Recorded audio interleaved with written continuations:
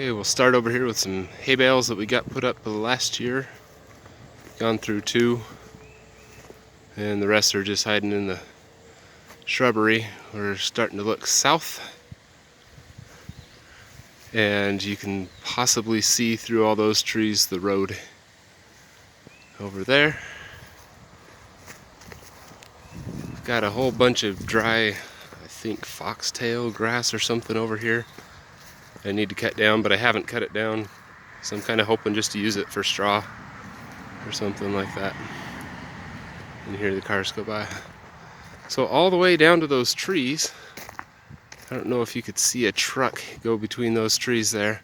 That's the corner of the property. So we've got all those trees there.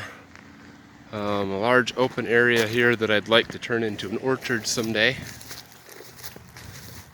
Love to just put tons of fruit trees in here. Then our house there, and we've got a little swing here. But anyway, over here, tried to put in some grapes last year, and some of them are still alive, but some have died. I'm just learning, so we'll see how it goes. There's technically 2 rows of grapes here, although you wouldn't hardly know it. I think unfortunately most of them died. But some are still alive and going. So we'll see what we get. And then we're thinking of actually putting in maybe some blackberries or something along with it as well. So here's our little house.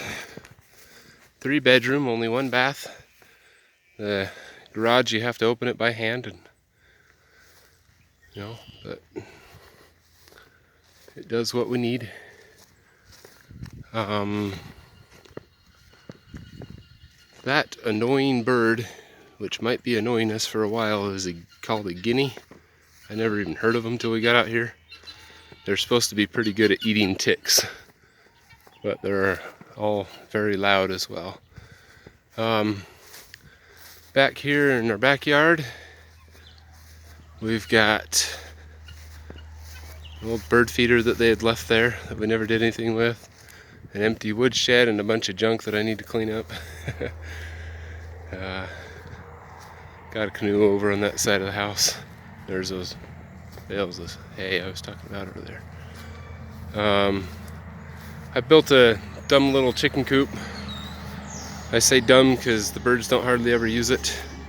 They do lay some eggs in those boxes in the back, but I'm not usually the one who gets the eggs, and sometimes they don't get the eggs either.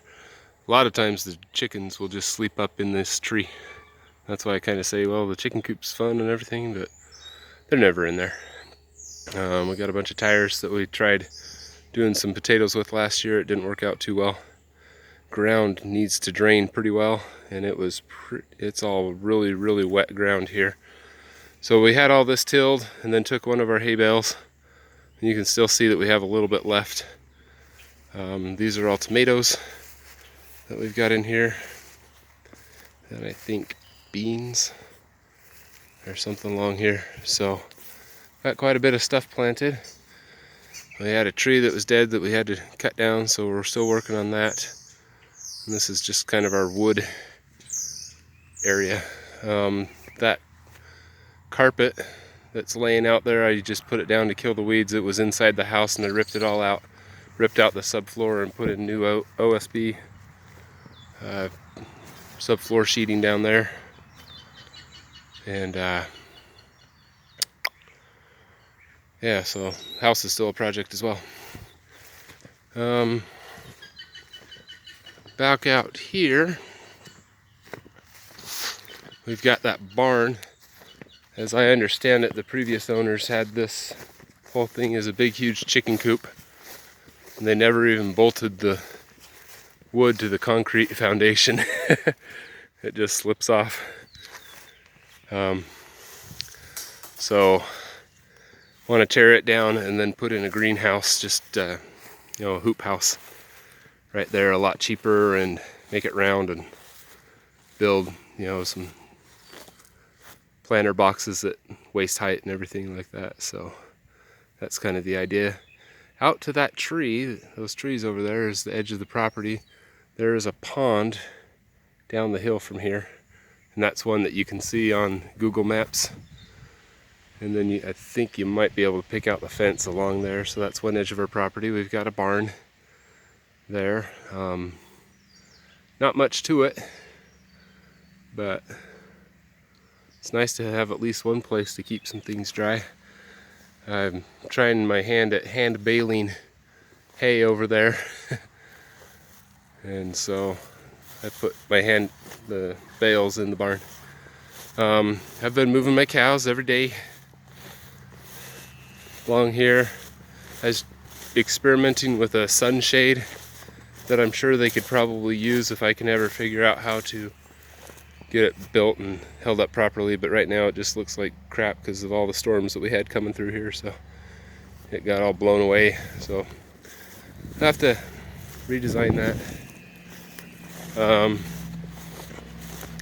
So I don't know if you can see kind of the difference of where the calves have been and where they haven't been, but I need more cows just so they'll eat it down more.